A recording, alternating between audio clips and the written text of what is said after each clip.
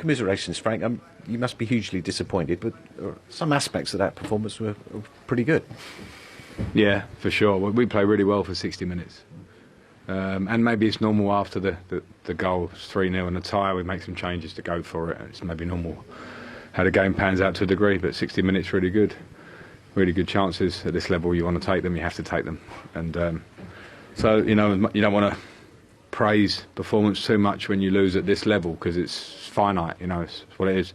But of course, where we've been this season and where we are and what we've got to work towards at this club is a club that's been in this position and further in the competition many, many times. And in this moment wasn't our night.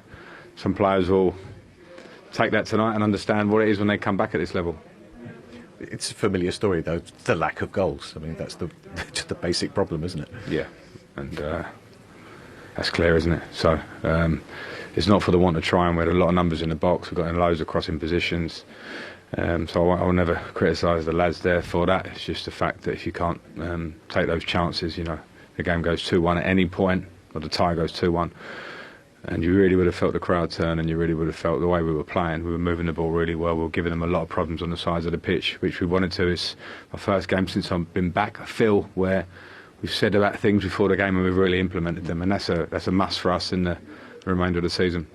That you looked tactically sound. That looked like a block in the midfield worked really well. Yeah, I think it did. There was I spoke to the lads before, and people would always maybe question you need 2 goals, but I felt that the need for physical capacity to work off the ball and to be compact in the middle of the pitch, and then to have energy to build off that and to have an idea to try and penetrate at different times, and we did all of that stuff. So if they don't score at the moment, it's a mistake from us for the goal, really, to give them that chance. We were ready then to look at maybe being a bit more aggressive in the game. But as you saw with the starting team, those players are fit, they're in form, and they made a very good account of themselves, and we just didn't get that goal that would have really opened the tie up. So what's the situation now? The club playing for pride? You're playing for Chelsea, so it's regardless. Every game you play, you have to give everything. My period here, I'm only here now for not even 2 weeks, so I'm hungry. I won't let anyone off the hook in terms of seeing this season out. It has to be the opposite. It has to be, we have to show. And the 60 minutes today we showed, playing a world-class opposition there. And we were, for me, the better team and had chances. Now that standard cannot drop. And that's the one message once the dust settles on this for us in the house.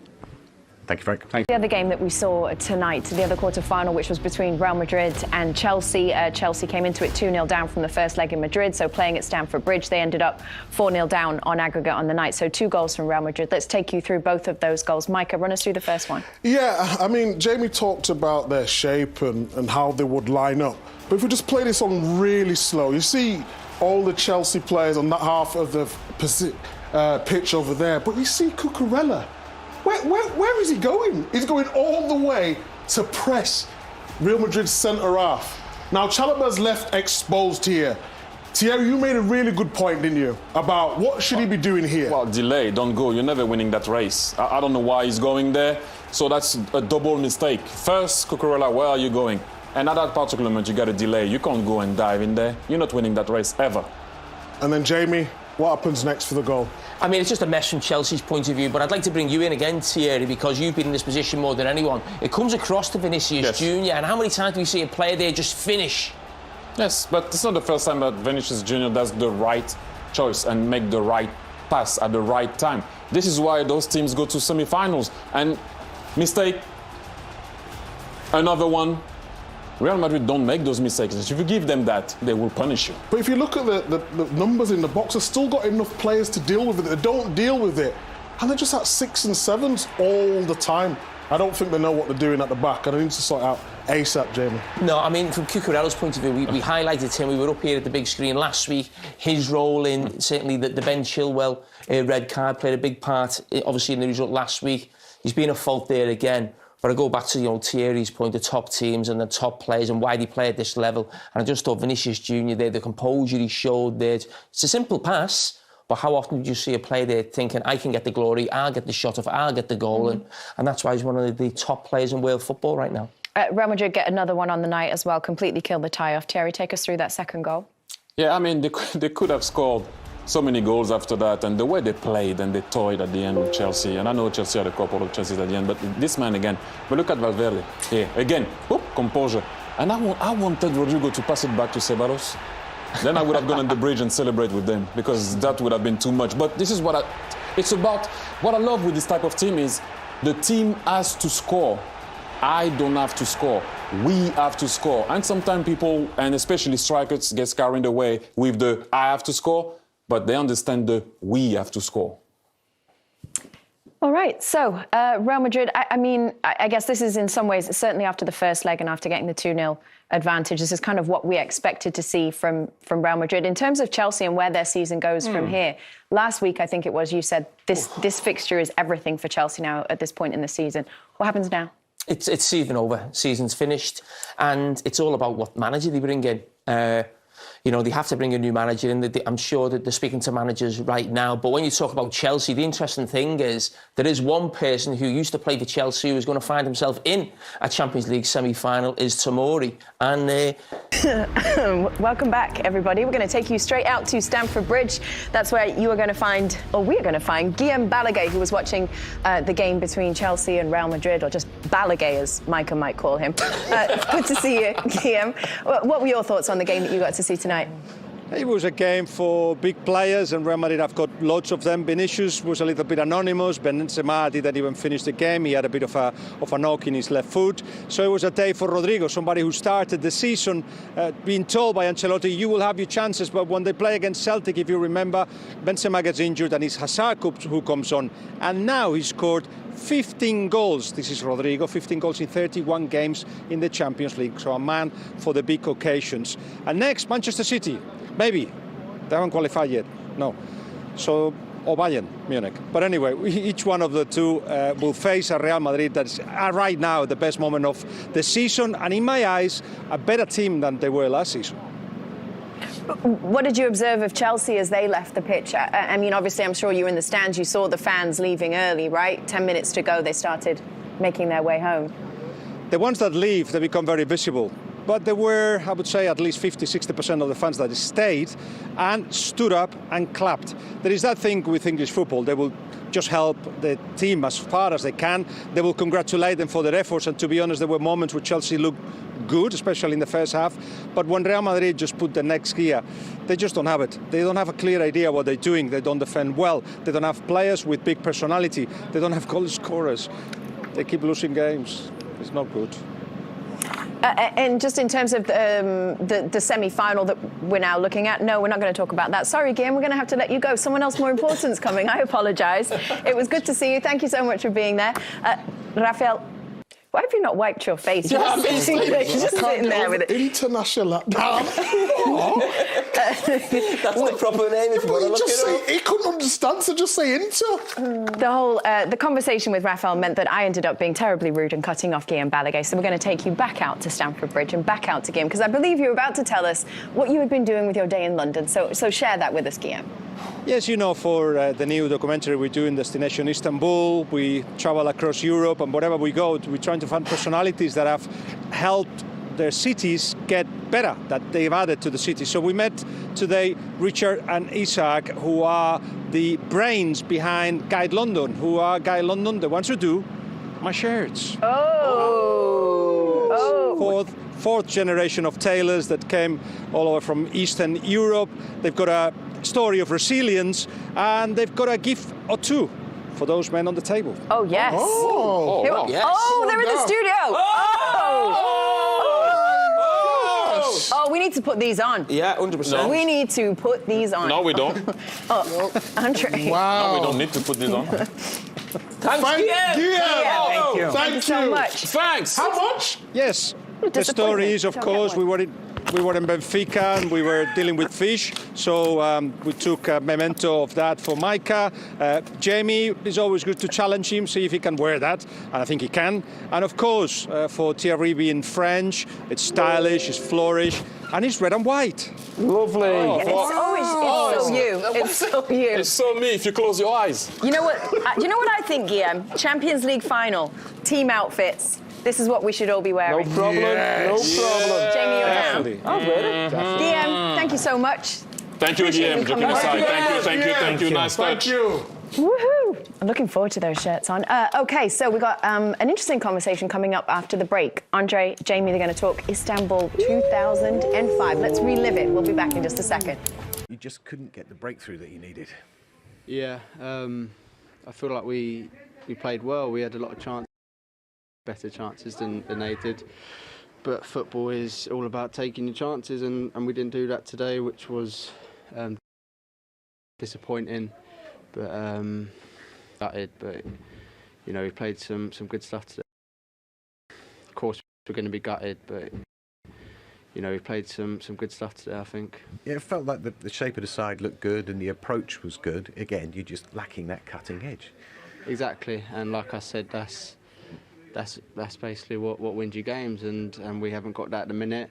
But there's definitely a big improvement today than our recent performances. But like you said, you need to score goals to win. That's why they were able to get through with the counter-attacks. Yeah, exactly. We pushed players forward and they were able to catch us in the counter a couple of times, which was the risk, but everyone will be very disappointed. But like I said, I think there's a lot of improvement in our football today than recent performances, which I think the fans can take that away. And it's going to be a tough run in. There's always things to chase. I think we take one game at a time, and we just want to improve as a whole team and just win as many games as we can for the rest of the season. And like I said, we're going to take it game by game, and hopefully we can build on kind of performance there, because I feel like it was positive in a way. Thanks, Colin. Thank you very much. Thank you.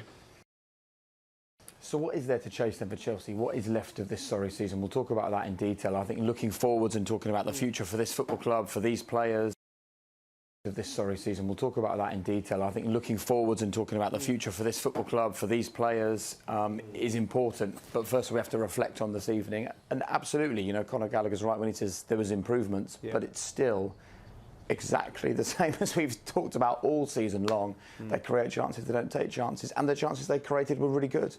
They did. They played well, particularly in the first half. I thought Frank got the tactics right, but you can't discount for how low the confidence are. If it was in place, you go, right, okay, we can't get into Europe, we're out of all competitions, but you know, there could be players playing for their place that, you know, you'd want some improvement, win games between now and the end of the season, some change the formation maybe. But now, because that's not in place as well, you know, or is that going to continue to be behind the scenes taken out the hands of whatever manager's in charge?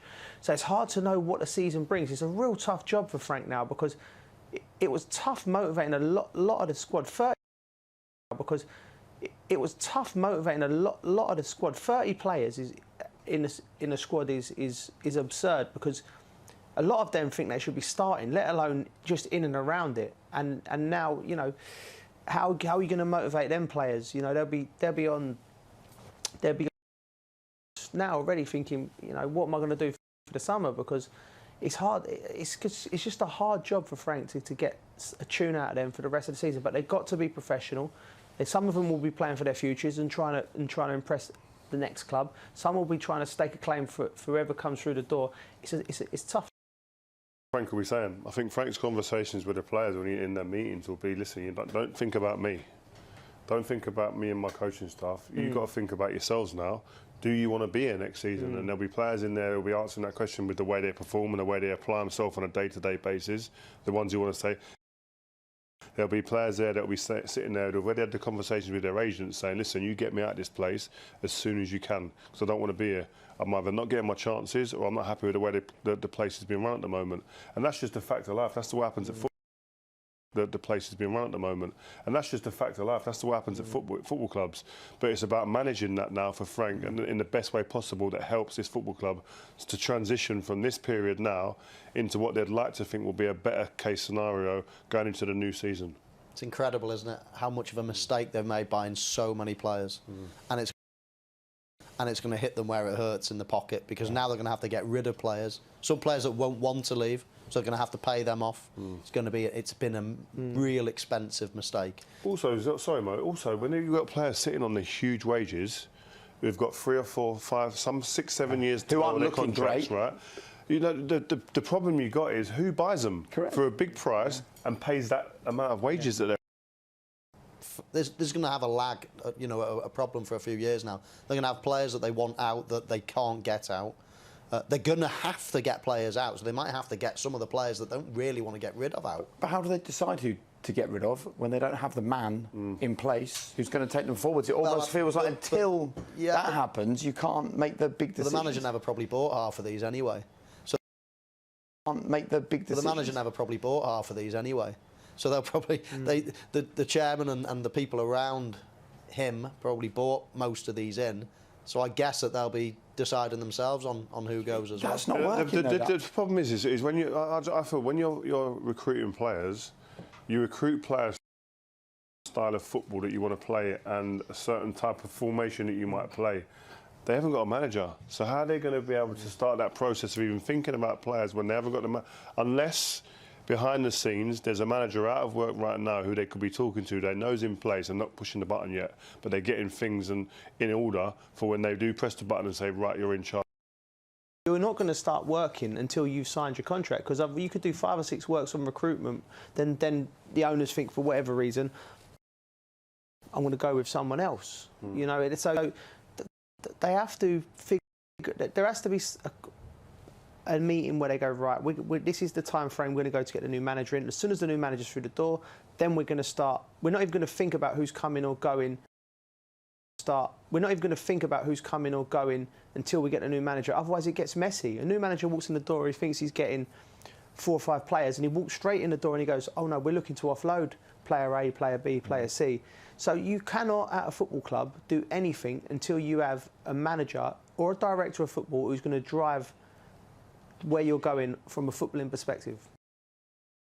It's a reminder that you can't just buy expensively assembled individual talents and expect them to play well. I don't know if Cucurella was the best player at Brighton, to be fair. He was their player of the year. He was their player of the year. So they went and got thinking that this is going to solve some problems for us. Suddenly you realise that it's about a plan, it's about culture, it's about They went and got it thinking that this is going to solve some problems for us. Suddenly you realise that it's about a plan, it's about culture, it's about coherence, it's about structure from top to bottom, it's about communication. None of that seems here. Brighton Football Club is run really well, from recruitment, from the top to the bottom. They're meticulous in what they do. They don't rush.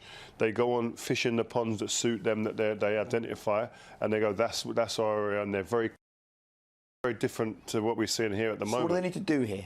Get a new manager in is one job. But that's taken time to get to that for Brighton. That's happened overnight. Yeah, but so what do Chelsea need to put in place now to be able to allow themselves to move forwards from here? It feels like they're sort of stuck. They need a director of football. If they're not going to get a manager, they need and they think that they're going to.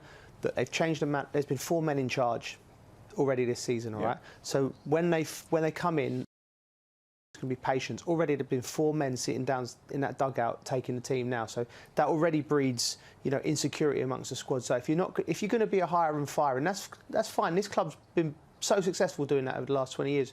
But you need someone behind the scenes who's going to be the one like a done at Brighton and the job he's done at Newcastle. Someone like that who can bring the right players in at the right money at the right time, and then you just get the coaches who play that style of football.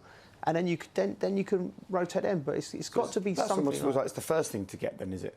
Get that role sorted. I'd say so. Rotate them, but it's got to be something. That almost feels like it's the first thing to get, then, is it? Get that role sorted. I'd say so. I mean, when you look at the playing staff and when the players they brought in, I still think there's some great players here. It's an incredibly talented team. So I think they've got the basis of. They have got everything, haven't they? They've got the great training ground. Everything about them is very good, but. They've almost done it in the wrong way round. They've just gone and bought everyone, and now there's a drain in managers. I'm certain of it. I asked a question of Frank Lampard before the game. When you go into a training ground and you've got 30-odd players, I can you can bet your bottom dollar. You walk through the door and think, oh, who's next? Who's going to knock on my door next? And it drains you having to keep 15 people happy before you then can concentrate on improving your team. You're having to deal with 15 unhappy players. It must be so draining. They've got to. You're having to deal with 15 unhappy players. It must be so draining. They've got to do that before anything. I reckon he's spending as much time, if not more time, thinking about and then implementing that part of his job. So who makes that call then? Who goes? Which players go? Well, it'll be the guys behind the new scenes. Manager, all behind the recruitment scenes, the whole team. They've got to get that team together, haven't they? First of all, how many times have we seen it? How many times have we seen it? Nottingham Forest did it this year. Fulham did it when they came. 2 matches happening later this week.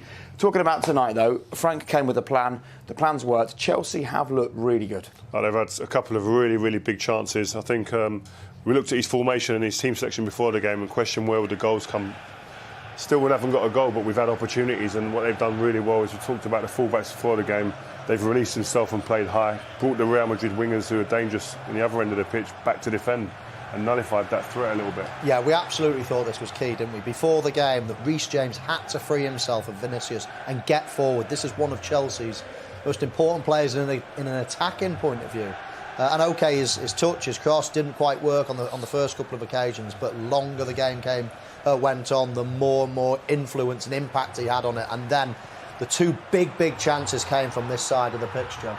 Yeah, and Kante's got to do better. I mean, you can see that the box has worked well for Chelsea. They've had good control of the ball, and it's allowed Reece to creep into these areas.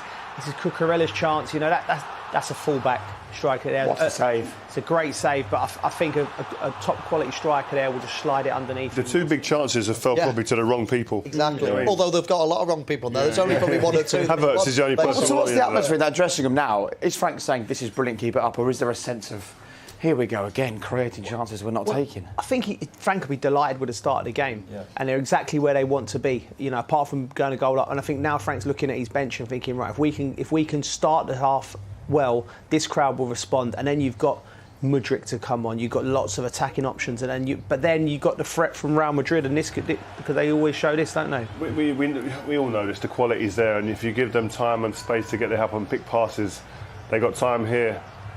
This went off the post. It's a rasping shot here from Rodrigo. But they haven't been great, Real Madrid. They've showed glimpses, but they haven't took real control of the game, and you haven't thought Chelsea have been out of their depth. Chelsea away in this game, they've still got a chance to get goals, but they've got to be aware that there is moments of brilliance in this team, and they've got to be aware of that. Yeah, they're always going to be dangerous scoring. I mean, those 2 chances, for me, they're never going in from those angles. The goalkeeper's got to be having a howler for that. This is the big chance from Vinicius. It's a huge chance. Arguably the best chance of the day. Probably Conte's was the best, maybe. That's a massive chance. But I think on the whole, Frank Lampard will be very, very happy tactically and from the chances they've One created. Chelsea goal, the roof lifts off this place. The whole atmosphere changes. They've just got to find a way to get the ball in the net. They do. But the positive thing is they've got options, and they're in the ascendancy. I thought Real Madrid are in a sticky situation. They need to stick or twist. They've tried to stick. I don't think it suits the way they play. They're going to have to throw bodies forward in the